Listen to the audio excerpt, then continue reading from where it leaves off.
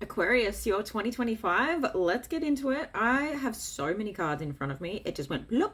All of them just fell out from every different deck that I'm using. Barely had to shuffle. It's like, you just know.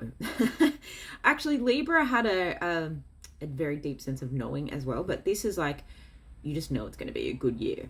And you're coming into this kind of like, throwing caution to the wind. Okay, I really feel like what you are overcoming in 2025 is wasted energy. Wasted. Now, is energy ever really wasted? No, because we learn something. However, I feel like this has a lot to do with not putting on the back burner, not delaying the things that really, really light you up and that you came here to do, that you really want to do in this lifetime, whether that's travel, whether that's write a book, whether that is start a family. You're no longer delaying things.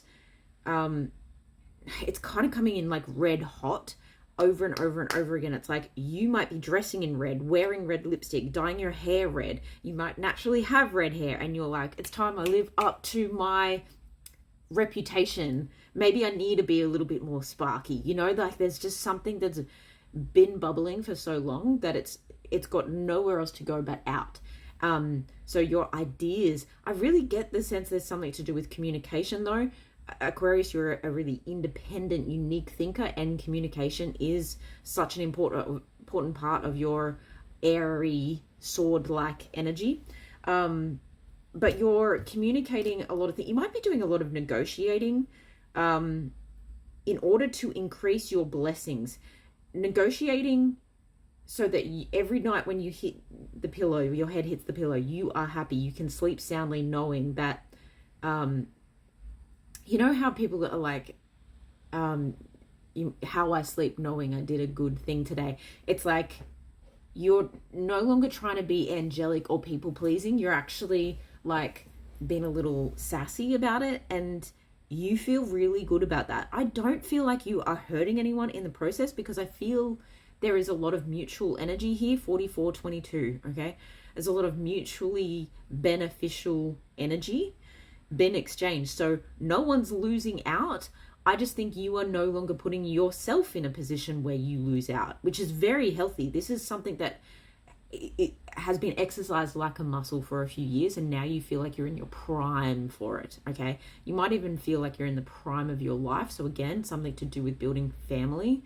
But I'm also sensing if you are like an elder millennial, you're in your prime right now. Like, don't feel like you're cooked. Don't feel like it's all over.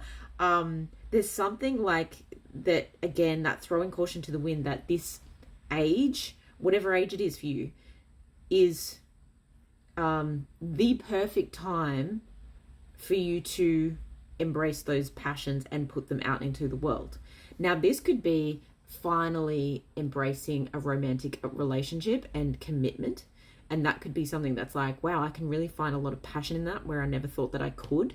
Especially with you being quite a unique, independent energy. You maybe haven't wanted to settle down as such, but you're finding that there's like, when I meet the right person, there's this mirrored mutual chemistry that is just super magnetic.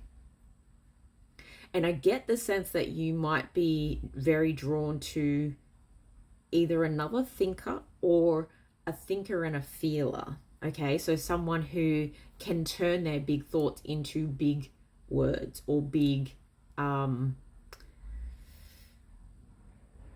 explain themselves well. So maybe you've been with some people who are too fiery, too grounded. I get the sense that air and water are going to mix well with you.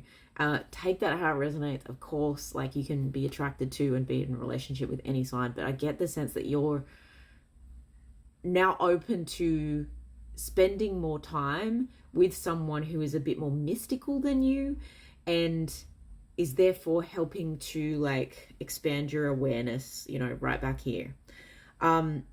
When I say this, I also get the sense that you are kind of on some kind of ride that is helping you to see things like at speed, like, which makes me feel a little bit sick. But if you like roller coasters or, spinning things. It's like there's a lot going on, but it's creative, it's playful, it's about damn time.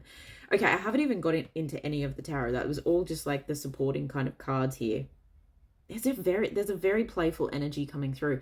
There's commitment to the something, to the project, to the birth of the passion project within you, or the person. Okay, there's commitment to the passion, but there's also like a play with it. So it's discipline, but it's also uniquely you.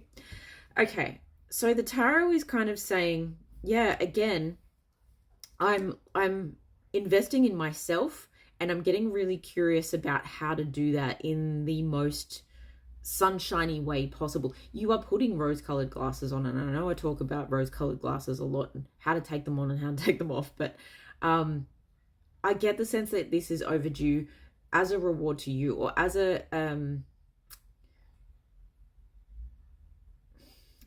I don't know if it's a reward. They're using the word escape. So again, you don't want to waste energy. So it really is a new leaf for you to utilize all the effort and karma. Interesting. Utilize all the karma that you have given out by being the people pleaser or being hidden in the shadows behind the scenes. You really are researching, learning how to be front and center. And at some point in 2025, when you step out more boldly, it may come with a little pushback from people, but I get the sense that that's where you are using those negotiation skills to readjust the balance. And I think this might be with people who are used to you saying, yes, sir, 3 bags full, sir, whatever you want. And this pushback, they might actually like, they might respect a little bit more.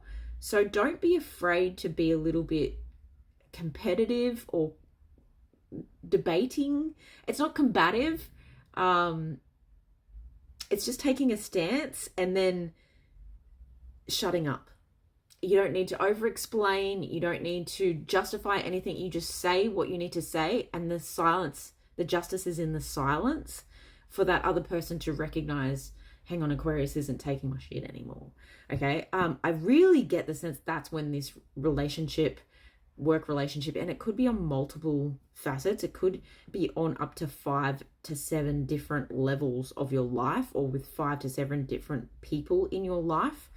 But specifically, if there's a romantic relationship or a best friend kind of relationship or a business partner relationship, I get the sense that there's like, hey man, like, I'm so sorry for how I treated you. But I also get the sense that you're apologizing to yourself. So you're not like having buyer's remorse, or you're not afraid to continue to keep sticking up for yourself and sticking to your guns when it comes to, oh, I said that, and now I'm going to keep living that day after day after day. I'm going to keep on this track of, does it make me happy? Is this serving me? Like, is this healthy for me?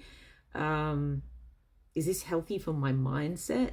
Is this keeping my rose-colored glasses firmly on? Because if it's not, I don't want it.